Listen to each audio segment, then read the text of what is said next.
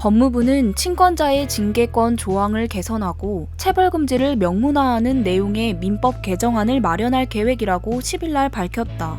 아동학대로 인한 아동 사망 사고가 잇따르는 데다 현행 법률 규정이 체벌을 허용하는 것이 아니냐는 오해도 사고 있기 때문이다. 성경에서 언급되는 자녀 교육에 두 가지 원칙이 있다.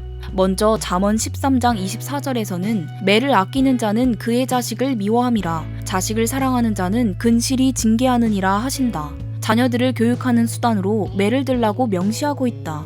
철학에서는 인간의 본성이 악한 것이냐 선한 것이냐를 따지는 논쟁이 있어왔지만 성경에서는 만물보다 거짓되고 심히 부패한 것은 마음이라는 말씀으로 아담과 하와가 범죄한 이후 인간의 본성은 심히 부패하고 타락했다고 선언하고 있다.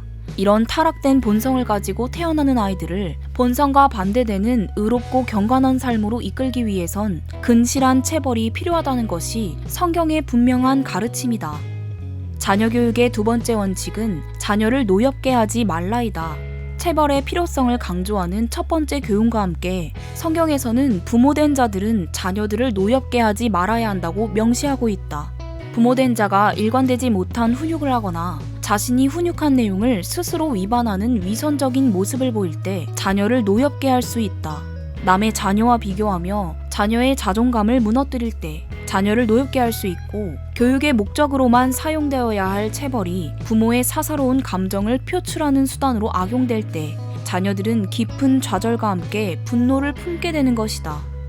훈육을 받아야 할 자녀들뿐 아니라 훈육을 해야 할 부모들도 타락한 본성을 지니고 태어난 죄인이기에 체벌이 포함된 훈육을 할 때는 엄격하고도 객관적인 기준이 적용되어야 하는 것이다.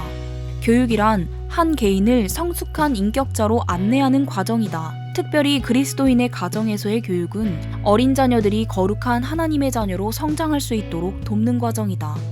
이 과정에서 삐뚤어진 본성을 바로잡기 위한 체벌은 필수적인 것이다. 바로 이와 같은 이유 때문에 성경의 지혜문학인 잠언에서도 매를 아끼는 자는 그의 자식을 미워함이라 자식을 사랑하는 자는 근실히 징계하느니라 라고 말씀하신 것이다. 이런 성경의 분명한 가르침에도 불구하고 정부가 최근 발생한 아동학대 사건을 빌미로 부모의 자녀 체벌 금지법을 추진한다고 한다. 아동학대를 방지하기 위한 조치라고 내세우고 있지만 큰 그림 속에서 보면 우리의 어린 자녀들이 타락한 본성을 따라 마음껏 죄를 짓고 살아갈 수 있는 길을 터주고 자녀에 대한 부모의 통제권을 빼앗아 국가에 귀속시키기 위한 과정이라 볼 수 있다. 자녀를 교육하기 위한 부모의 체벌까지 아동학대로 규정하고 법으로 제재하는 사회, 그것이 바로 정부가 개인과 가정에 대한 모든 권한을 갖고 통제하는 뉴월드 오더의 모습인 것이다. 부모들로부터 어린 자녀에게 대한 교육권을 빼앗은 그림자 정부가 우리의 자녀들을 어떻게 가르치고 있는지 볼 수 있어야 한다.